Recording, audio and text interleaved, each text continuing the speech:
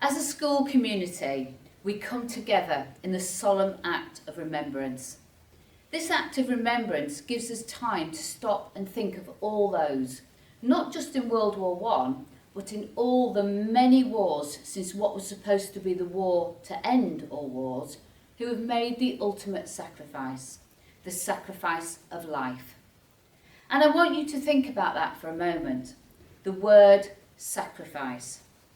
During World War One, and in many wars, both before and after that war, sacrifices were made by people to ensure that we can live in a free and tolerant society.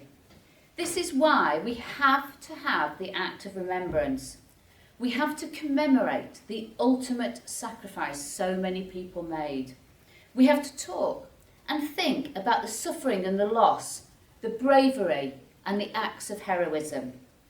The privileges in this country which we take for granted today belong to us because so many people were willing to sacrifice their lives to ensure future generations were free from oppression and fear.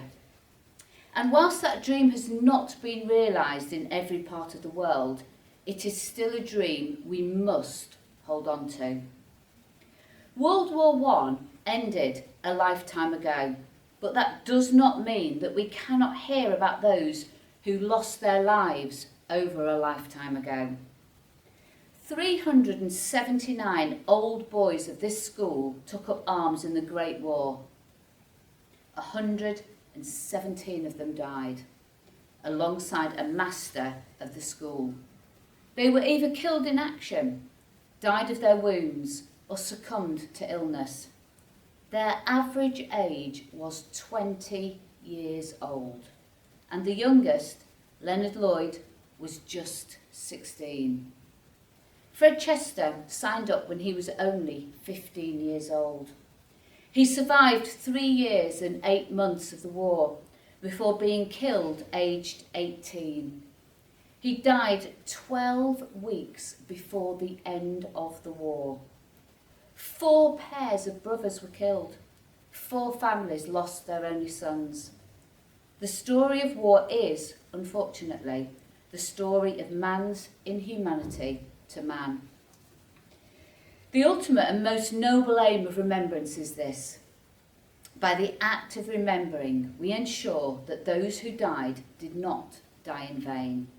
By keeping their memories alive, we are reminded of the horror of war and conflict and the need to do everything we can to make sure that nation shall not lift up sword against nation anymore. By keeping their memories alive, we show true love as brethren. Lawrence Binyon, a British poet who was alive during World War One, wrote a poem called The Fallen, and it is part of the poem which we use during remembrance. They went with songs to the battle. They were young, straight of limb, true of eye, steady and aglow. They were staunch to the end against odds uncounted. They fell with their faces to the foe. They shall grow not old, as we that are left grow old. Age shall not weary them, nor the years condemn. At the going down of the sun and in the morning, we will remember them. They shall grow not old, as we that are left grow old. They shall not weary them, nor the years condemn. At the going down of the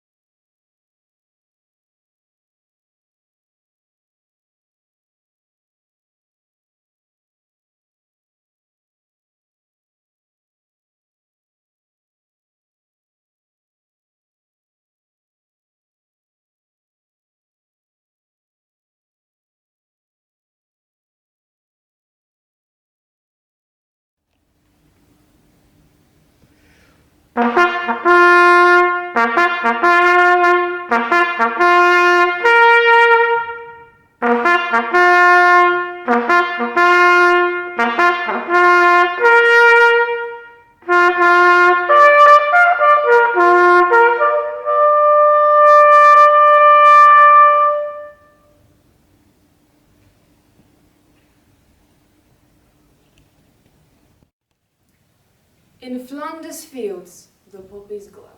Between the crosses, row on row, that mark our place. And in the sky the larks, still singing, fly scarce heard amid the guns below. We are the dead. Short days ago we lived, felled dawn, saw sunset well, loved and were loved, and now we lie in Flanders fields.